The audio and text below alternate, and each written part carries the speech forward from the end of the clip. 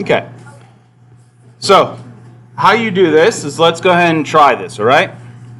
So in this case right here, we want to round on this digit right here. So our only significant figures in this case, we're going to just end up with 3 sig figs. Okay? And so what are we going to round this to here? Are we going to round up or down? Yeah, down. Because the next number is a 3. See that? Okay. Let's try that again. Okay, so this time we're rounding at the 0.7 place. We're going to have the tenths place as the only thing left. Okay? Now, the next number is an 8. So we round that one up. You got it. Okay.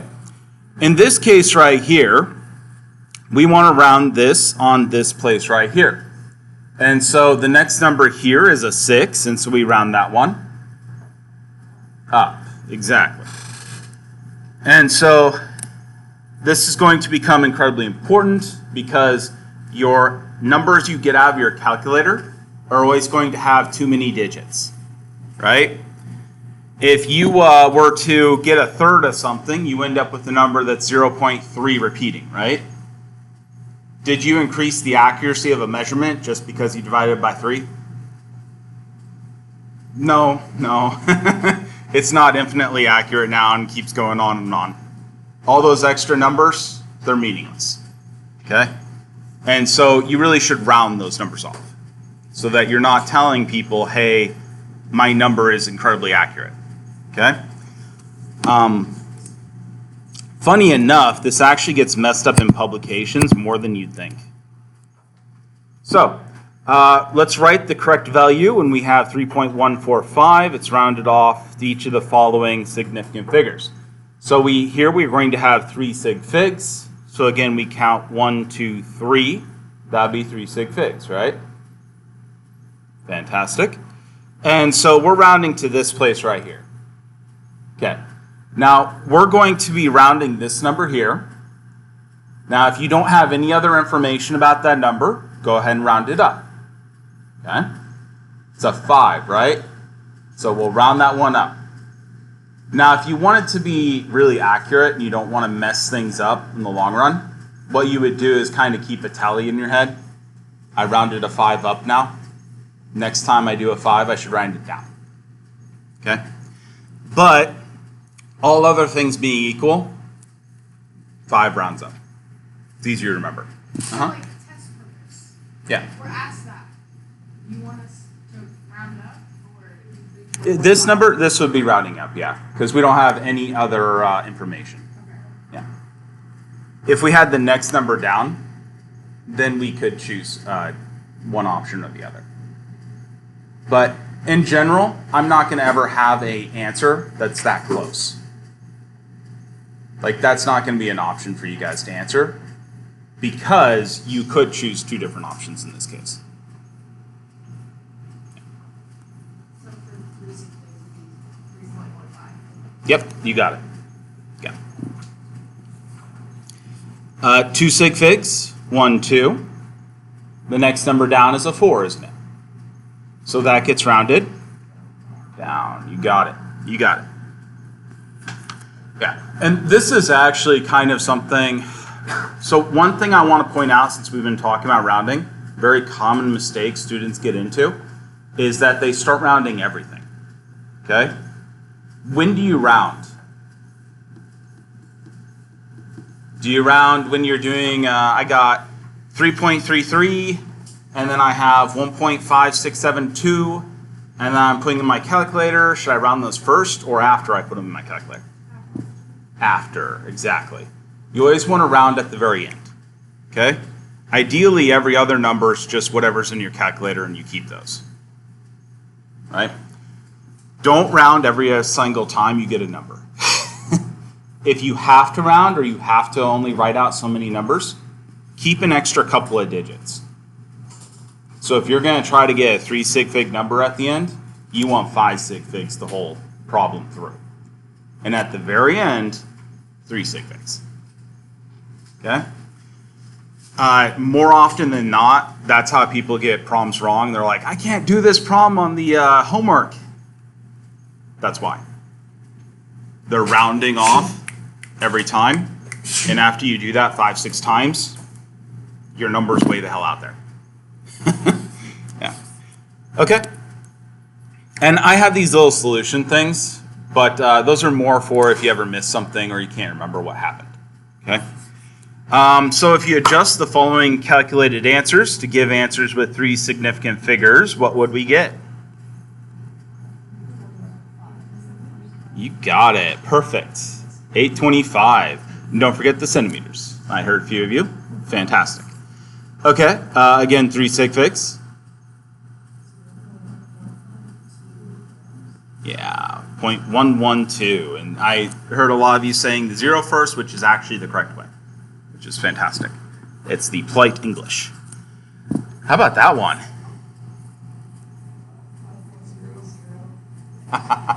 So this is one of those places where you'll see these example problems in your book, and I forget, Timberlake's a nursing person, if I remember correctly, and the nursing stuff's very good, but this math is totally incorrect. You can never get a 3 sig fig number from a 2 sig fig number, okay? But theoretically, if the person had miswritten and had forgotten to write out their 0, 3 sig figs would have a 0, right? Okay. All right, now let's talk about the mathematical transformations with sig figs, okay? So if I multiply my bank account by 0.01, what am I going to have happen? Is it going to make a big difference? Yeah, I'm going to really notice it, right?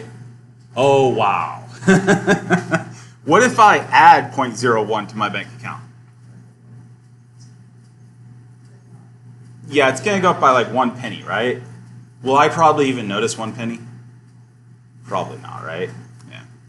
Yeah. So when we're talking about sig figs, the rules for multiplication, division, and the rules for addition, subtraction are pretty different, okay? And that's the reason why. An addition of a small number means almost nothing, right? The addition of a large number means a lot. And it doesn't really matter how many sig figs are in that, right? But the multiplication or division of a small number is incredibly meaningful, isn't it? Yeah. Okay, so right here we have an example problem. You see if you go through, this is 2 sig figs here, this is 4 sig figs here, and this one right here is 3 sig figs, right? Okay. And so when you do a multiplication and division, we get this in our calculator. Notice we didn't cut anything off because we want to get the best answer possible, right? The most accurate. And now we're going to go ahead and round it down, round it to, I should say, the least number of sig figs. And that's true for all multiplications and divisions. Whatever your number with the least sig figs, that's the one that you're going to take as your number of sig figs for the final answer, right? And if you play around with this on your calculator, you'll actually figure this out really quickly, why that has to be, okay?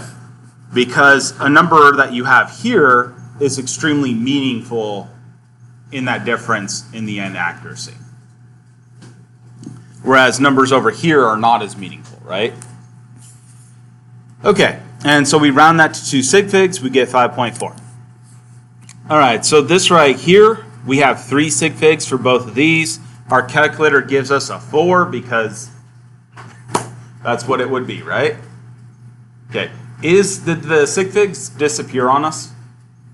No, it didn't get less accurate just because we did the math, right? Yeah. And so we need to go ahead and expand this back out to our 3 sig figs. They were always there, but the calculator doesn't understand sig figs, right? Just so you guys know, every single function in a calculator has to be programmed. And there was a very famous case of HP misprogramming one of the functions. And for about 20 years, it was wrong every time somebody did it. Yeah. Let's perform the following calculations of measured numbers. Give the answer for the correct number of significant figures. Everybody have their clickers? Fantastic. Okay, so we'll do this problem, and then I will give you guys, depending on the responses, a number.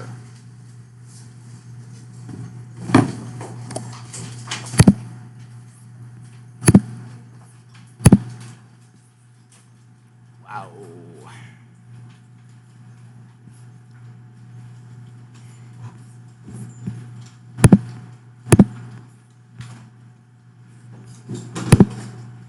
Whew. Internet's a rough thing here.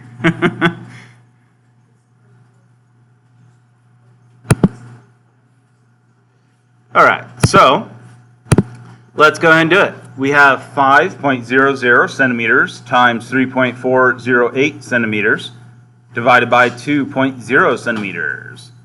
So how do we do this math problem first? Yeah, we can multiply the top. In this case, it doesn't matter the order of operations because they're all the same order. Okay? So you could like divide this by that and then multiply the answer. But yeah, most people would multiply the top because it makes sense. Yeah. And then we would divide it by 2, right? Okay. And if you do that, what would you get? 8.52. Fantastic. Okay, now how many sig figs should we have for our final answer? 2. Excellent. And so is that the correct number of sig figs? No, it isn't, is it? So how many sig figs, what would be the answer in the correct number of sig figs? 8.5. Perfect. And don't forget your centimeters after you're done. Okay, we're going to go with A. So everybody take your clickers. If you're not ready to answer, please keep them away from me so that it doesn't accidentally trigger. A.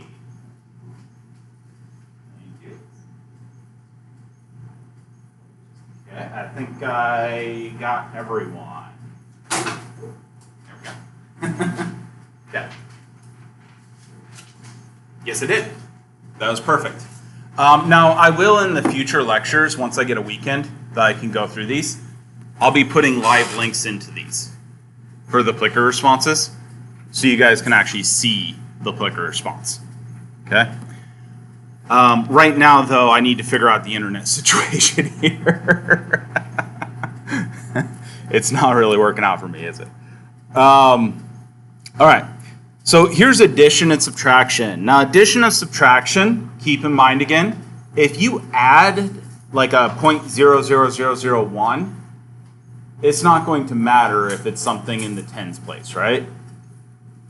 In fact, you could safely just round that right back off, couldn't you?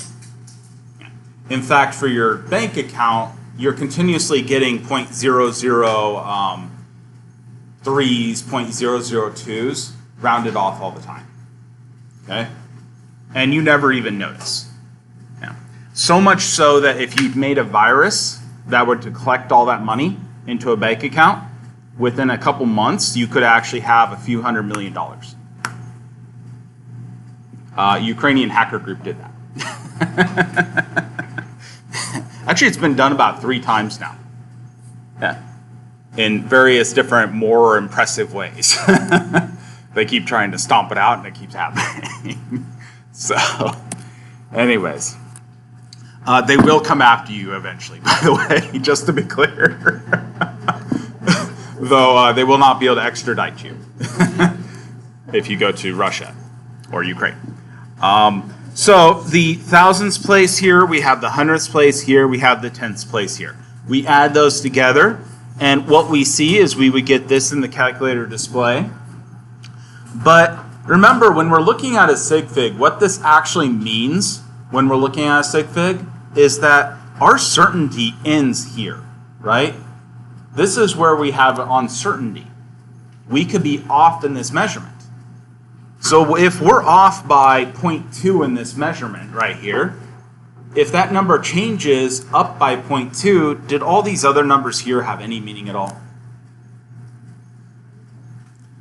I have around $100. Does it matter if I have one or more penny or one less penny? Am I going to be so worried about that? If I'm fluctuating by like $100? Like, I didn't bother counting out $100. I probably don't care about the penny, right? Yeah. By the way, if you ever look into the plastic straw debate and all the money spent on that, that's what's so funny about that, is because the plastic straw, plastic in the ocean, is about 0.1% of the ocean's plastic. It would be like being in debt $100, taking a penny from the share a penny, and being like, I got this fixed. I'm going to spend my next 20 hours doing that. Oh, wow. Okay, so this would be the answer rounded off to the tens place because that's the last actually meaningful difference, right? Mm-hmm. Yeah, the number of sig figs doesn't matter in the addition subtraction. Okay. What's going to matter in the addition subtraction is the place. Yeah, and that's because the addition and subtraction rather than the multiplication. Multiplication, if you have a number that's 0.012, like those two significant figures really matter, right? On the other hand, if you have that for addition subtraction, that could be a completely meaningless number because you might be adding it to 1,000,000, right? In which case, nobody cares.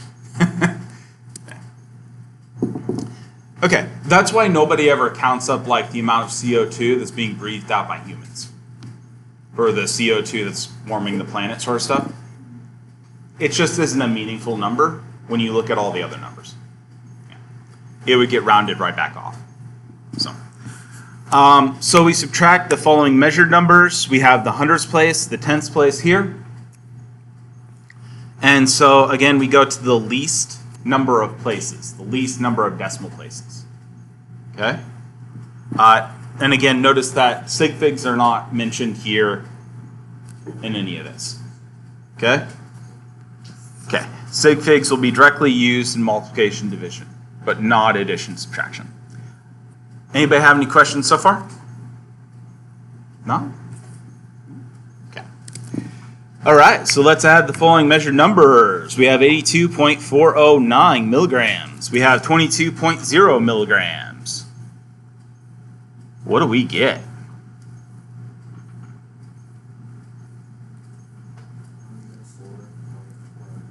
Fantastic. And the correct number is sig figs?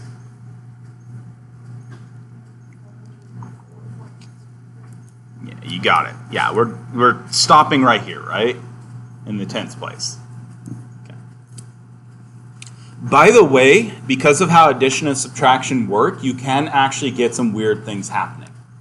For example, if we had managed to subtract enough, or in this case, we're adding enough, that we can actually expand the number of sig figs. See that? Mm-hmm. Sorry, I know you already said this, but if you're always rounding to the tens place in addition to subtraction, or it's just like... No, the least place. The least place. So, for example, we only have the tens place here. The least accurate place gets set. So in this case right here, we have like the thousands place. That's a more accurate measure. And so that one's going to not be counted until the tenths place. And it kind of helps, in my opinion, rather than trying to memorize this, is if you understand the uncertainty. So uncertainty is like the standard deviations, right? So this number would be like 22.0 plus or minus 0.1. Okay? And that means all these other numbers down here just don't matter anymore. Yeah.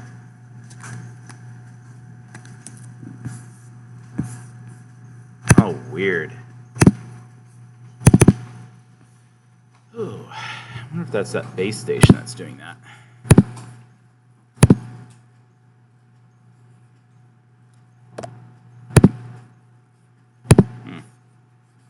Okay. Okay, so let's talk about prefixes and equalities. When we're using prefixes, they're going to be what you probably have always kind of known, but you never probably really used it yet. Okay? And so prefixes are, you've already noticed, we have things like a kilogram, right? Well, what is that? It's 1,000 grams, right? The kilo part is a prefix. Grams is a unit. Okay?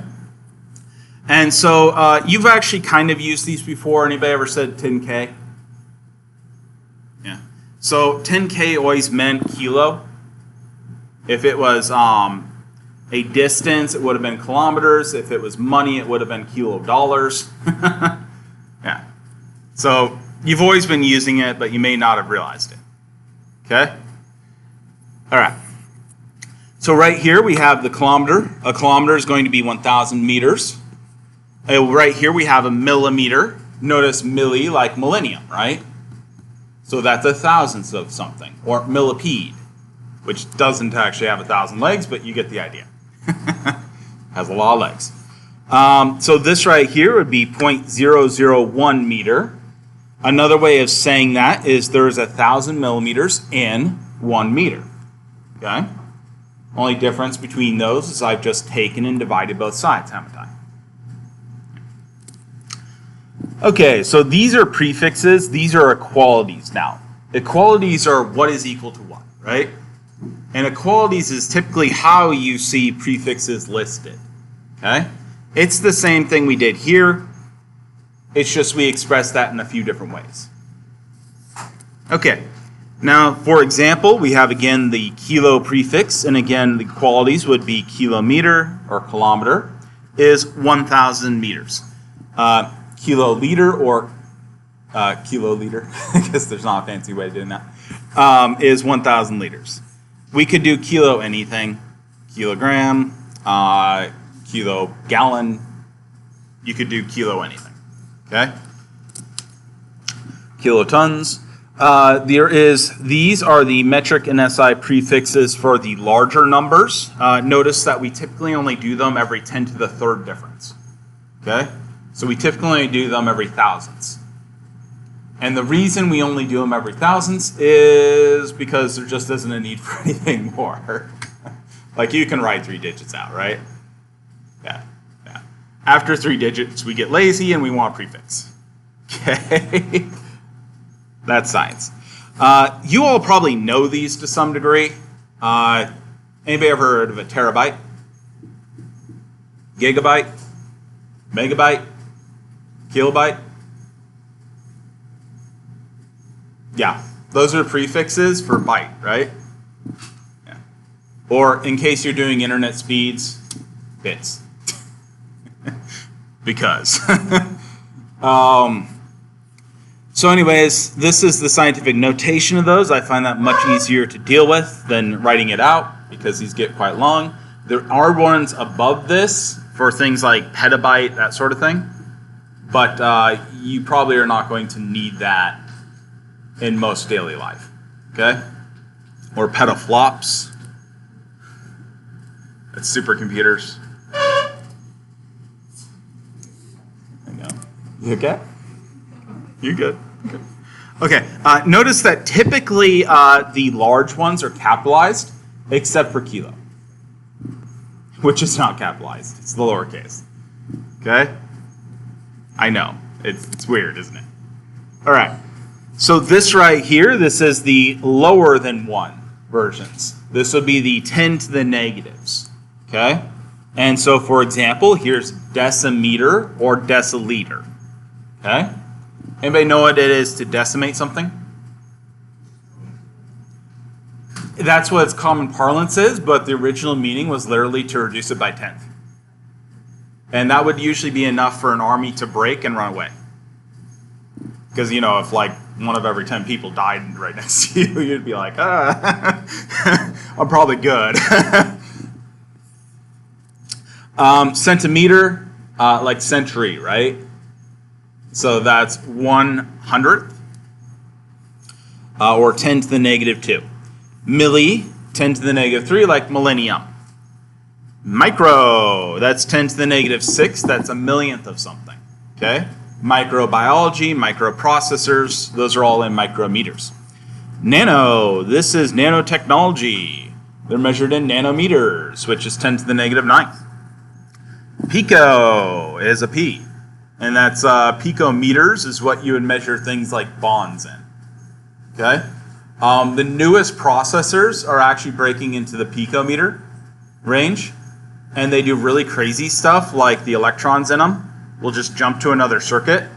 So if you tried to use a computer with this and it wasn't worked out perfectly, which it hasn't been, you could be like 1 + 1 = cat. It would just jump into a whole nother circuit because they're so close together. Weird stuff starts happening on that level. Okay, so these are some of the daily values for selected nutrients. The U.S. Food and Drug Administration uses the metric prefixes to express amounts of daily nutrient requirements. Did you know what date we were supposed to move to the metric system? Mid-80s. Yeah, we're only 40 years late, aren't we? By treaty. We had treaties that we were supposed to move to the metric system. Funny, right? This is so weird. All right. Anyways, this is calcium. You're supposed to get 1 gram, 2 milligrams of copper. Copper is actually an interesting one because you very, very much need it, but copper can be toxic at fairly low quantities, surprisingly low quantities. So silver as well. Copper, though, is incredibly important for your systems. We'll talk a little bit about that, just barely touch on it at the end of this course. If you want to learn more about that, you'll want some biochemistry. Iron, everybody probably knows iron to some degree because of hemoglobin, right? But it actually shows up in a lot of your systems. Magnesium, incredibly important. You probably didn't. You've probably heard quite a bit about magnesium recently, right? No? They're always advertising magnesium supplements now, right? Magnesium breakthrough. Oh, I just got patented. All right. So, anyways, this is some different things, and you can see they're represented. This is micro right here. See the U-looking thing? That's a mu, but everybody always puts a cursive U because the mu's always get messed up whenever you do word and stuff. Okay? Yeah, it's mu. It's the Greek alphabet mu. Yeah. Huh? Okay, so milligrams, you got nanograms, etc. Let's fill in the blanks with the correct prefix. If we have 1,000 meters, what would that be?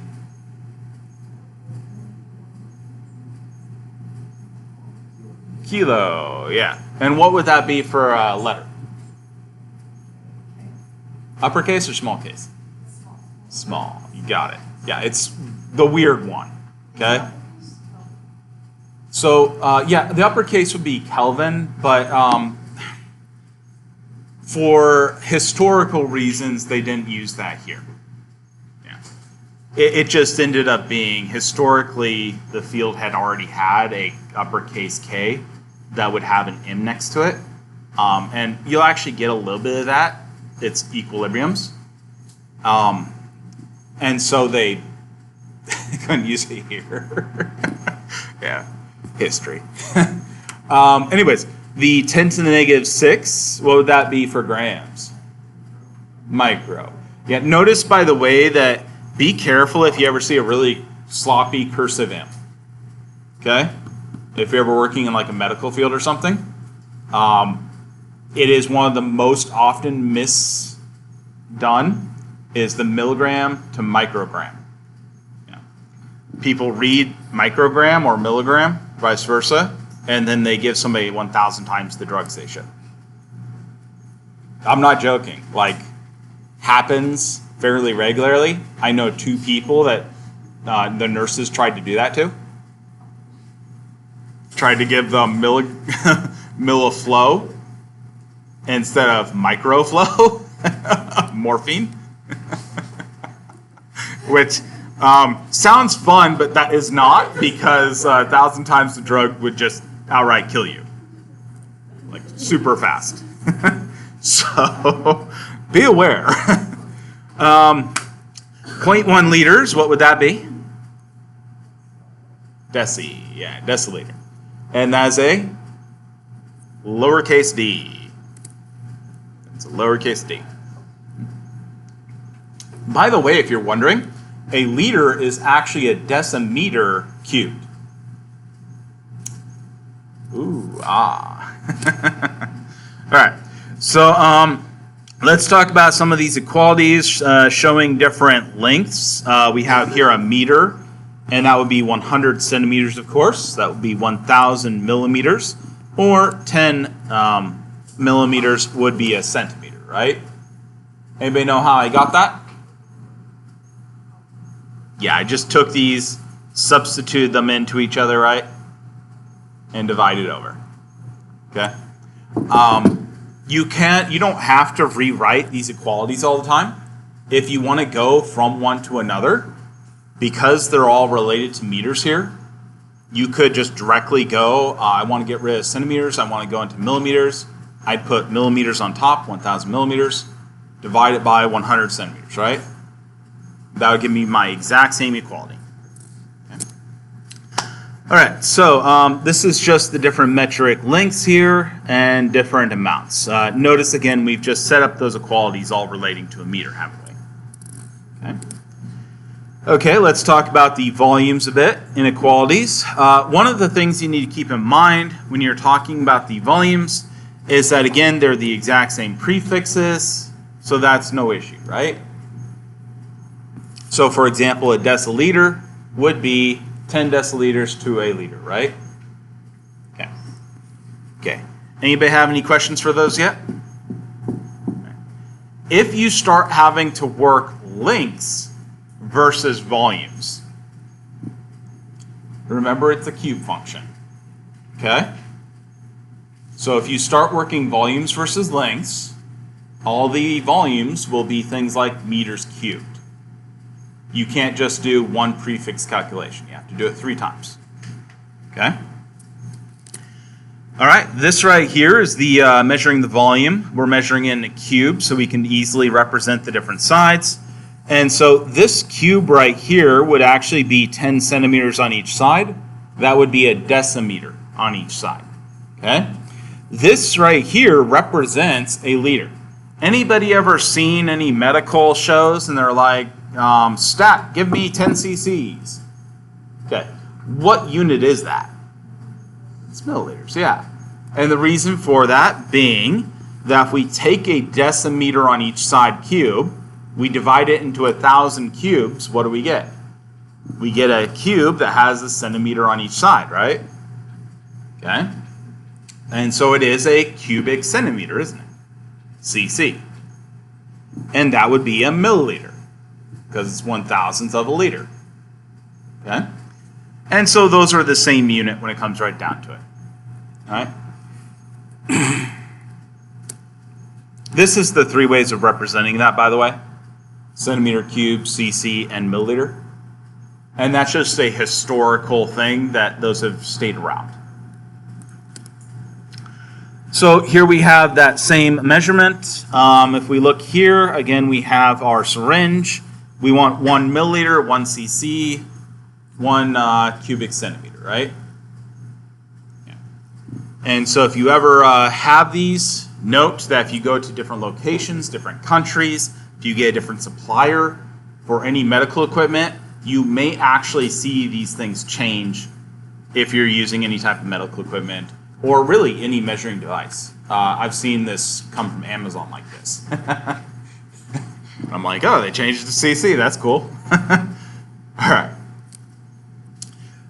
So again, here's our qualities again. This is the other way of representing micro in case you actually want to do this in like Excel or something. You put MC. Okay. This also keeps things from getting confused, by the way. So it's actually a very good way to do that. Okay, so note that why do we need prefixes? Why do we use different prefixes? If we want to measure out a small amount of something, do we want to measure it in kilograms? No, that's going to be very confusing, right? I need 0.1 kilograms here. I need 0.12 kilograms here. And I'm going to get these kind of small numbers that are awkward to work with, right? But would I want to measure like the weight of someone in micrograms? No. I'm a few billion micrograms. Yay. Yeah, so you try to select the units that will actually make some sort of sense in your measurements. Funny enough, people play games with this sometimes, okay? And so they'll start selecting units on like pollution diagrams, and the units will make them look like thousands numbers. They selected the wrong unit, right? It should have put that number somewhere in like the ones and tens place, right? Not put it in the thousands or millions place. That's not really okay. Unless you're comparing two things, and then you could do that, okay? But just by itself, that's a weird way to do things. And you probably have some sort of weird thing you're doing. So let's identify the larger unit in each of the following. Millimeters or centimeter? Centimeter, you got it. In fact, the ruler goes centimeters usually and millimeters with little lines between, right? Kilogram or centigram? Kilogram, you got it. Deciliter or microliter? MCG or MG? What does MC stand for? Micro. Micrograms are smaller. Yep, you got it. Okay, I didn't hear. I guess I didn't hear what you all said. I thought you said the MCG. Okay, so we did get it. Identify the large unit of the following. We got that. Indicate the unit that completes each of the following equalities. So 1,000 meters would be a what? You got it. Kilometer. 0.01 meters would be a... You got it. Hundredth, right? Yeah. And if you remember your tenths, hundredths, thousandths place, that can kind of help make this faster. But you don't need to. So complete each of the following equalities again. We have 1 kilogram. It is a 1,000 grams. You got 1 CL. 2. You got it. You got it. Yeah. Centiliter. Fantastic.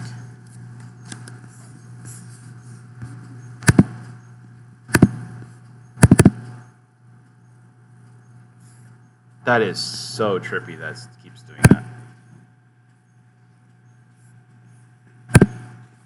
In case you guys are wondering why I'm tripped out every time, it keeps going back and forth between sharing my display and extending my display. And that's why it's doing that weird thing where it's like... yeah.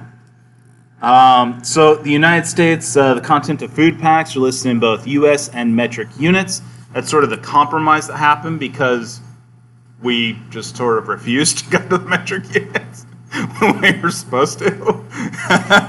Which, fair enough, but it's pretty funny.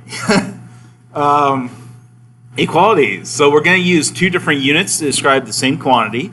There can be between units of the metric system. We could have SI units. We could have completely other systems of units that have existed throughout time. Okay. So for example, we could have within the prefixes in the metric units, meters to millimeters, right? But we could also have the imperial system, which is pounds versus ounces, right? And so 1 pound equals 16 ounces. We could go between these, so two different systems, in which case we're going to have 2.20 pounds equals 1 kilogram. Please note, for most of the times we'll convert between two different units that are in two different systems, these will not be exact numbers, okay? So for example, this number is not an exact number, right? This has error in it, okay? This number, on the other hand, is an exact number because ounces is defined off of pounds. Okay? And again, another exact number because the prefix automatically gives a definition, right? Okay, so typically we're going to have the US and the metric system on our food labels. It's going to be the same amount of the substance in two different units. So if you ever have a food label next to you, you actually have the conversion table. Neat, huh? So the numbers in any equality between two metric units or between two systems are going to be definitions. And so here we see definitions. Those are always exact numbers, right? Okay. Let me ask you a question. Anybody ever seen calories before? Okay. Anybody heard of the scientific calories? Did anybody notice there's a capital C on the food label? There's a lowercase c on the scientific ones? Yeah. Weird. What's going on? They are. Yeah, they're 1,000 calories. So the food label is 1,000 calories. They're kilocalories. That's the capital C. Okay. And for some reason, somebody thought that would be just... All right, so these are some of the more common conversions that you all will probably need and use more often, okay? These are 3 sig fig numbers, which is usually what we're going to be working in. Most of our numbers will be 3 sig fig-ish. So this one is 454 grams per a pound. This one right here, 946 milliliters to a quart. This one right here, 39.4 inches to a meter. Okay. I personally remember the feet to meters conversion as the exact conversion, which is 10 feet per 3 meters. Okay. The other way you can kind of get this number, if you forget that for whatever reason, is you can get a pretty close approximation from 2.54 centimeters to 1 inch, or from your fingertips. Did I show you that yet? So the width of your fingertip is about 1 centimeter. The length from the lower part of your knuckle is about 1 inch. Okay? Okay. And that ratio tends to be about right.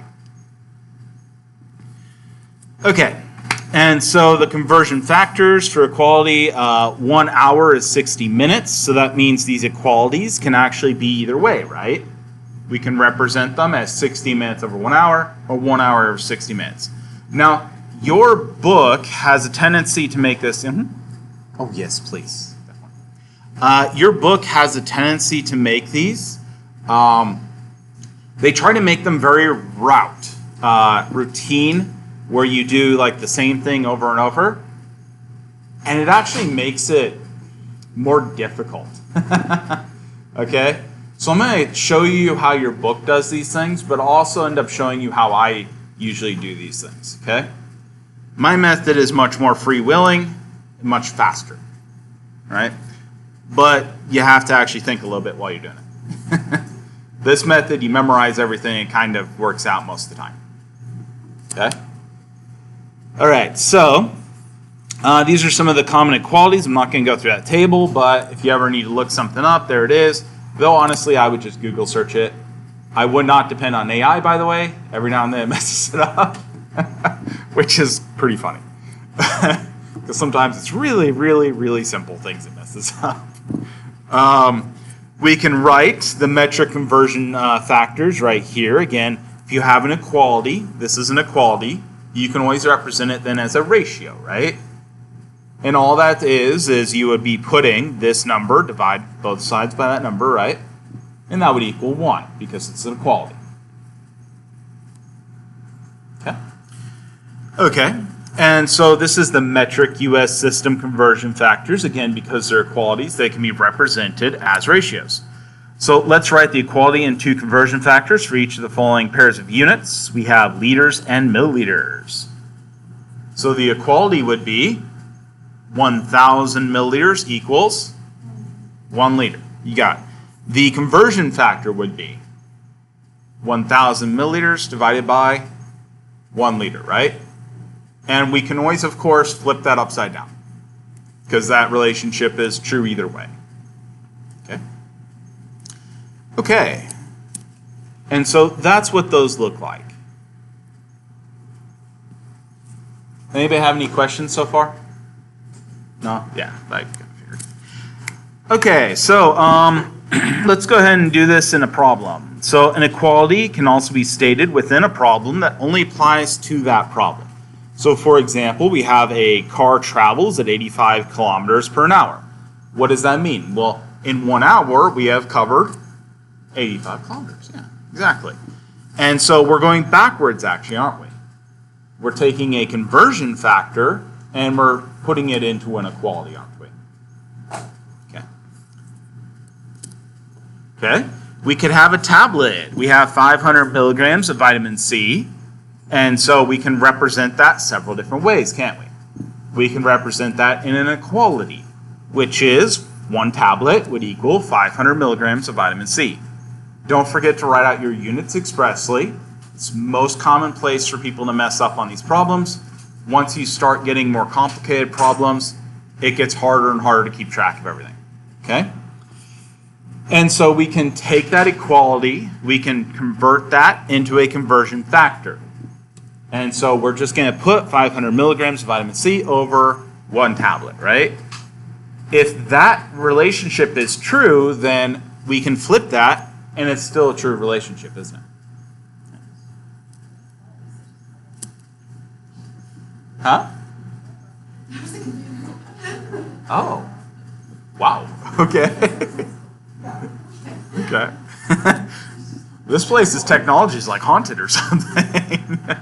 There's a person in the machine, maybe. So, 18 kilograms of body fat equals 100 kilograms of body mass. This is a percentage written as a conversion factor. Is going to be a unit expressed in numeric relationships of parts of the unit of 100 part whole. So if we have a percentage, there's several ways of thinking about that, right? What is a percentage? It's a parts per 100, isn't it? Okay? So it's just that number divided by 100. That would be the conversion factor. Another way of saying that is you can also write it as an equality. So, for example, 18% would be 18 equals 100 of whatever number, right? 18 kilograms of body fat equals 100 kilograms of the total mass. Okay? Oh, yes, please. So if you have anything that's going to be a percentage, remember you can always rewrite that parts per 100. Okay? But remember, percentages are not necessarily the exact same thing on both sides. They're going to be part of something over a whole. Okay? Okay. So this is a dosage. So again, we can use equalities here to deal with dosage problems. For example, cephalexin, which is an antibiotic. It's used for respiratory and ear infections. It's available in several different doses. For example, a 250 milligram capsule. Okay?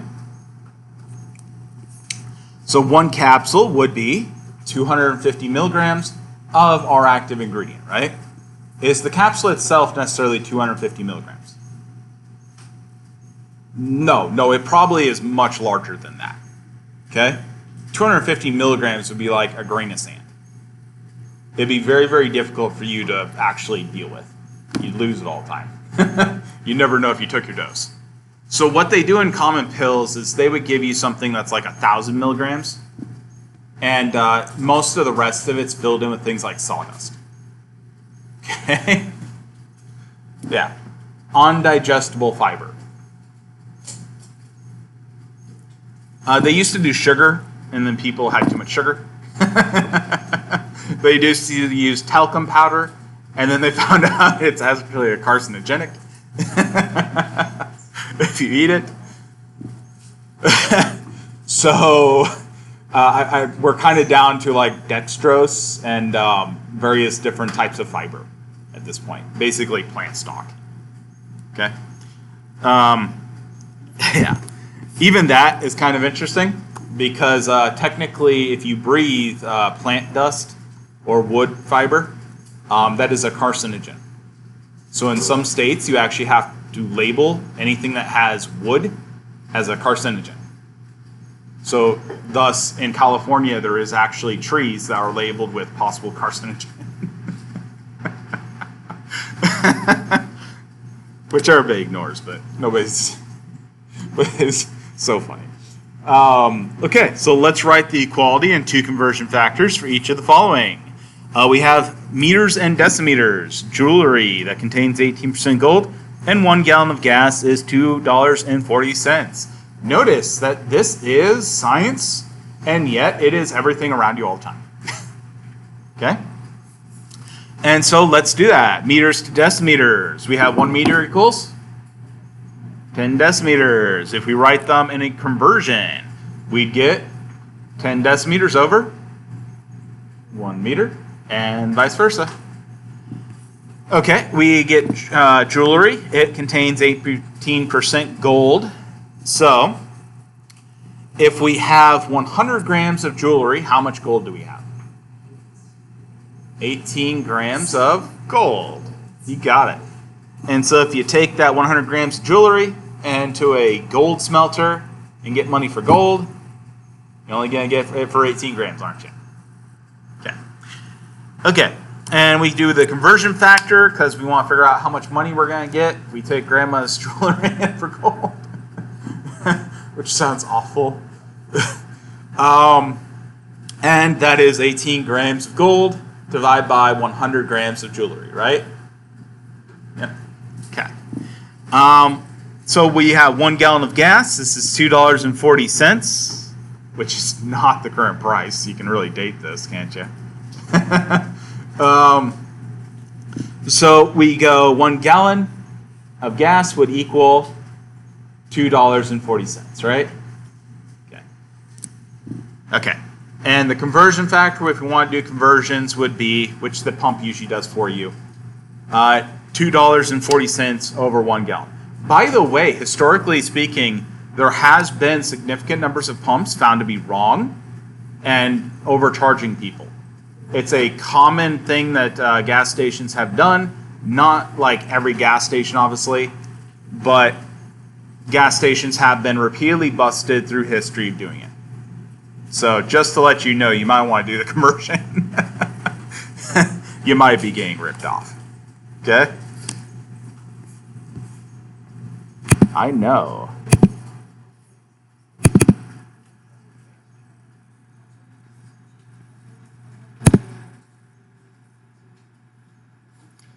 Okay, so let's talk a bit about problem solving using unit conversions. Does anybody know how? Uh-huh. Oh, yes, please. Yeah. By the way, the answer is always going to be yes, but it is nice of you to let me know. Okay, and I guess you guys probably have to. In high school?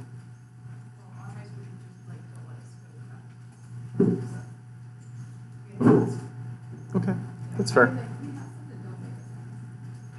Oh, you don't have to ask from now on, if that's an option. Yeah. Yeah. Just like wave as you go out. Awesome. And then come back relatively soon. Or else I'm going to have to send a search party for you. Something might have happened. Okay, so can anybody tell me how you can solve all problems that can be solved in life, period? Not all problems can be solved, but you can work towards solving them.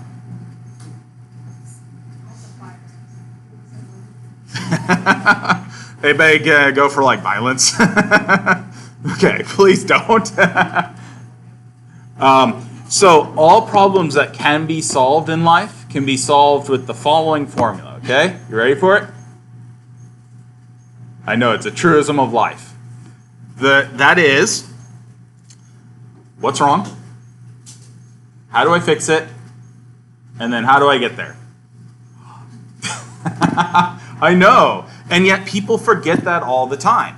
So if you expressly write out, what do I have? What do I want?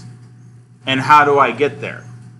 Then, and divide those in 3 spots, you can work towards solving any problem, period, all the time. Okay? And the funny part is people that expressly write these things out, on average, are about 80% more successful in life. Wow, huh? Whew. No, I'm like serious. They've done multiple studies over like the last 50 years. And expressly writing that out for any problem at all is a huge step.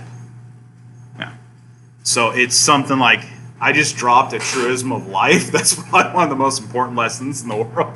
And I did it in the most stupid way possible. But, all right, so problem solving process can begin by analyzing the problem in order to identify the given unit and needed unit, write a plan that converts the given unit to the needed unit, and identify one or more conversion factors that cancel units and provide the needed unit. Set up the calculation would be the last part. The problem that most students actually run into is they're used to setting up the calculation first, okay? And that's sort of something that gets trained into you, like using these rote formulas. But in actual problem solving in the real world, it doesn't work at all because there isn't a teacher going, these problems, you're going to use this formula. That doesn't exist. And so that's the last step. So for example, if a person weighs 178 pounds, what is the body mass in kilograms? Okay, so this one's fairly simple, but let's try the steps. So first thing we need to do is analyze that problem, right? What have we been given? What are the tools we have? Okay? Where are we right now? So, the analyzing the problem, we've been given 178 pounds, haven't we? Okay?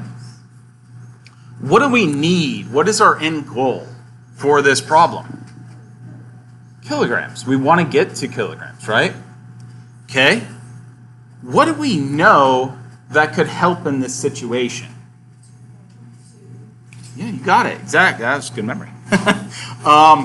We know a conversion factor to our pounds and kilograms, right? And so that would be the first thing we'd want to get to. We need a conversion factor, kilograms to pounds or pounds to kilograms, right? We can swap them either way. And so we're going to do a little bit of a plan here. That plan is going to involve going from pounds. Thank you very much for grabbing the door. We'll use the US metric factor, conversion factor, and we'll get it into kilograms. Okay? Now, whenever we look at these units, what are those units? Are they just like magic things that are attached to stuff? Or are they like variables? Okay? Let's think about like if I did packs of a dozen eggs, right? Okay. What is that dozen eggs? Well, it's a pack of eggs, isn't it? And so that is a unit, right? But all units have meaning, don't they? Okay?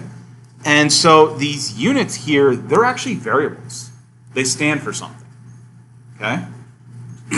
They stand for set things that we have been measured from the world. Right? And so when you look at these units, I want you to think of them like variables in an equation. You can cancel them out. Okay? You can convert them just like you would variables. If you have a x over y equals 1, you can use that, okay? You could cancel off an x, you could cancel off a y, couldn't you? And convert it into the other. Okay? And so, right here, we're going to go ahead and take that conversion factor, which is 1 kilogram equals 2.20 pounds. Okay? And we're going to put that into a conversion factor, which is, in this case, anybody know which way we want this? Do we want it on top or bottom for pounds? Okay. So down here is actually where you want to look at it. What do I have? I have pounds, don't I? I want to end up in kilograms. And so kilograms needs to be on top because I want to be there, don't I? And the thing that I want to cancel out and get rid of is pounds. And so pounds needs to be on the bottom. And that's all dimensional analysis is.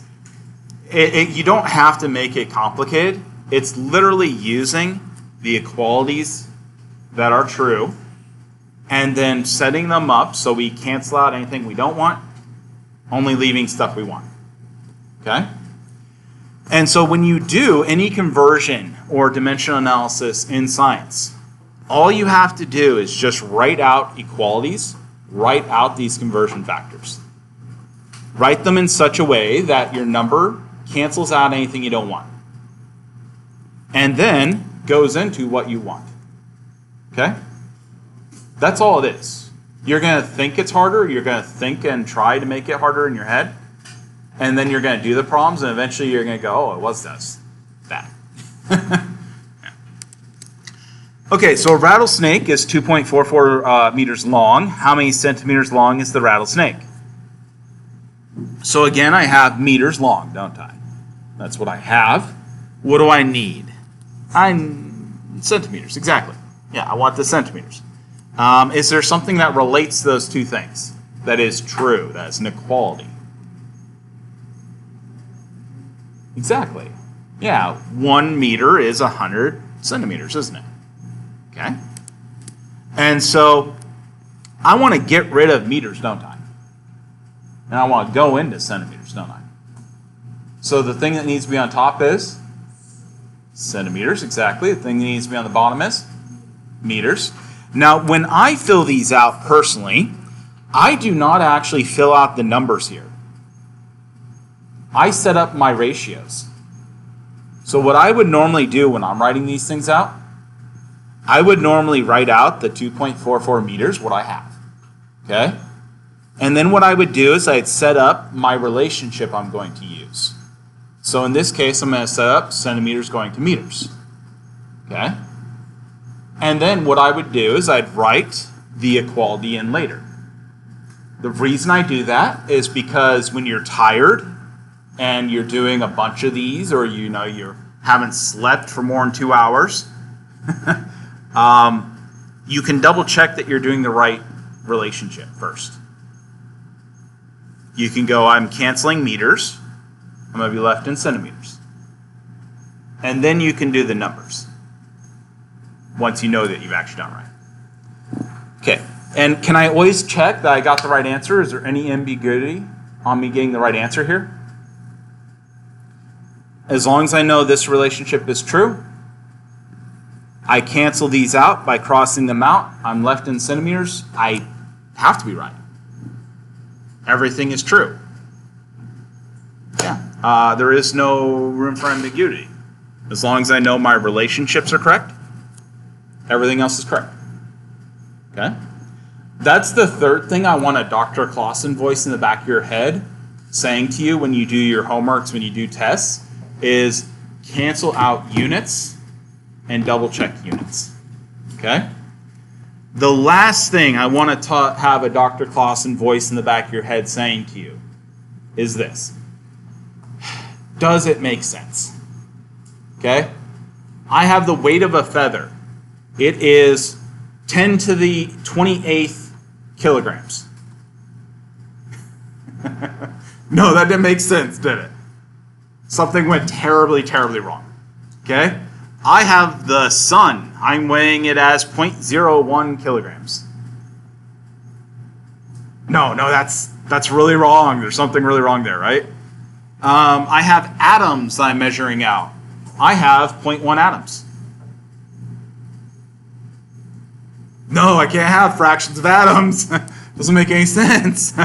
Really, if I'm measuring something out, I can't even have like hundreds or thousands of atoms, right? I need just billions and billions and billions, or I wouldn't be able to measure it. Yeah. So does it make sense? Okay, it's a very, very common thing, and usually what you'll find out is if you go back through it, you typed in something wrong in the calculator, or you put one of these relationships backwards. Okay? Yeah. 9 minutes. Okay, so in problem solving, 2 or more conversion factors are often going to be used to complete the change of units. We'll have a unit change 1, a unit change 2, and a unit change 3, and we could go on and on if we need. Okay? It doesn't actually make the problem any harder, because all you need to do is just set them up in a line, go through, cancel off all your units. Okay? And then you always know if you're right or wrong. And then you go through with your calculator and you go times this, times that, and just across the line. Okay? When you do multiplications and divisions, always line up all your numerators in the same line and your denominators in the same line. Has anybody ever seen the train tracks? Yeah? No? Okay. It's a way of representing multiplication and division that's faster to write. Okay? And so what you have is you write out a train tracks. You usually use a line or page for this line. And then you just put these. Anything on the top is multiplication. Anything on the bottom is division. Okay? You then set up your equalities or your relationships in the boxes together. Okay? And so 1.6 meters, I want to get into centimeters. So I put centimeters, meter, meters are going to cancel, right? See how I didn't fill in the numbers first? Okay? It makes it easier to make sure I'm doing this right. All right. And so there is 1 meter to 100 centimeters. Is that the only way I can represent that equality, by the way? Yeah, I can actually represent it several different ways, can't I? I could represent it 10 to the second, right? Okay. Alternatively, I could actually go, if you're somebody that finds it easier to do it this way. Every now and then somebody does, which trips me up, but whatever. I don't actually care. By the way, you're going to find this out pretty quick, is whatever you guys give me mathematically, I'm automatically going to see that as like 3 different things. So if you give me a 1 to the 10 to the negative second, I see that as this anyways. It's the same thing. Okay? Because when you take the denominator, you can automatically flip it into the numerator by changing the sign. Okay? Anyways, you don't have to do it that way. Set it up how you're comfortable. The only thing that needs to be true is that I would keep all my lines for my numerators on the same line. My denominators on the same line. That makes it easy to go through if you have a very long problem. That canceled. This one cancels. By the way, notice you can't cancel units and prefixes separately.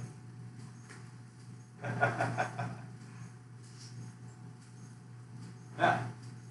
So this right here just means that, doesn't it? Yeah.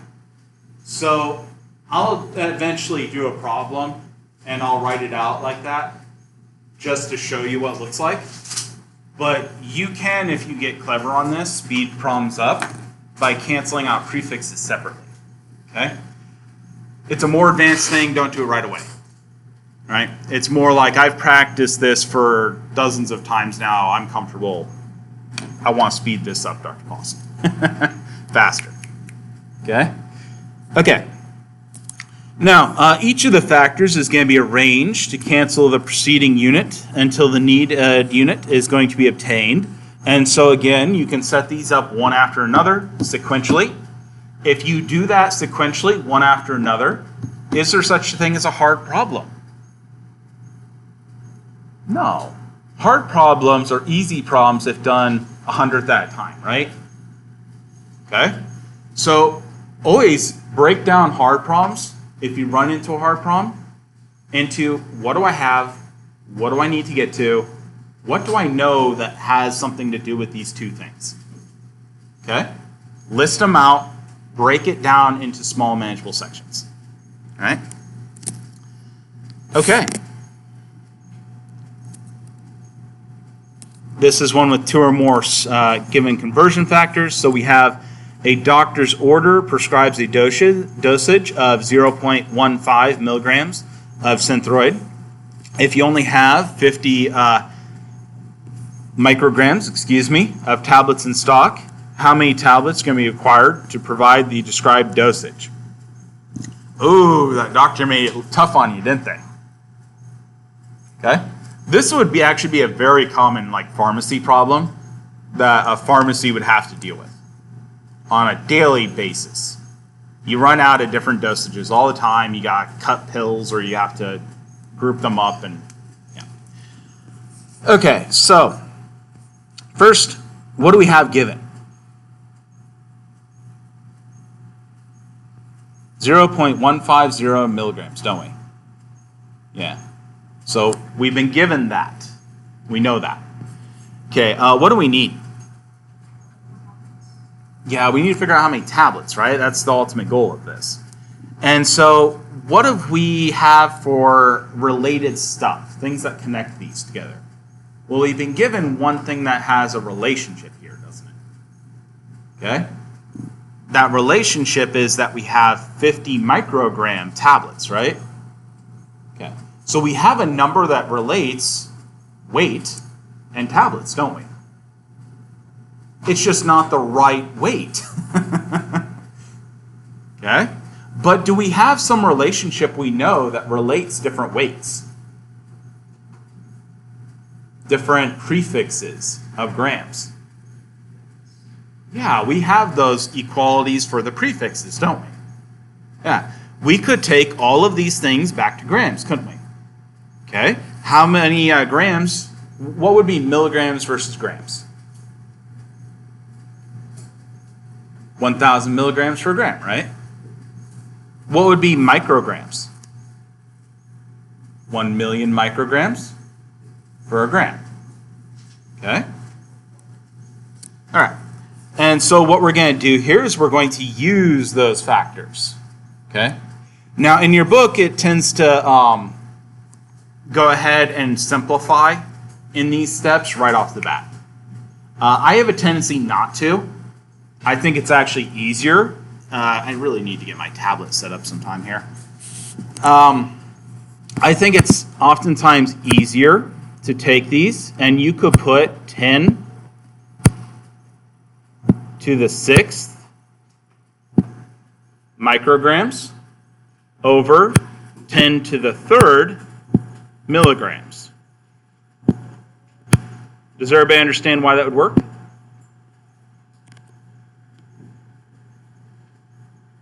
That's the relationship to gram, isn't it? That's the definition of the prefixes. So all I'm doing is stating the definition of the prefixes as an equality. Okay? That's usually the faster and easier way to do these. Is then you just know the prefixes, just put the prefixes in. Mm-hmm. Yeah, this slideshow is already posted on Canvas. It won't have my number I put in here like this. Yeah, but I'll also be linking this video. Right. My previous videos, by the way, did not actually record the screen properly because it keeps flipping over to an extended screen, and I have to record that screen. This one should have done it. So, hey, no problem. Okay, go ahead and work on this. Work on the homework problems as well, okay? Start those out. Remember that due dates are when they're due. That should be when you're completely done. Okay?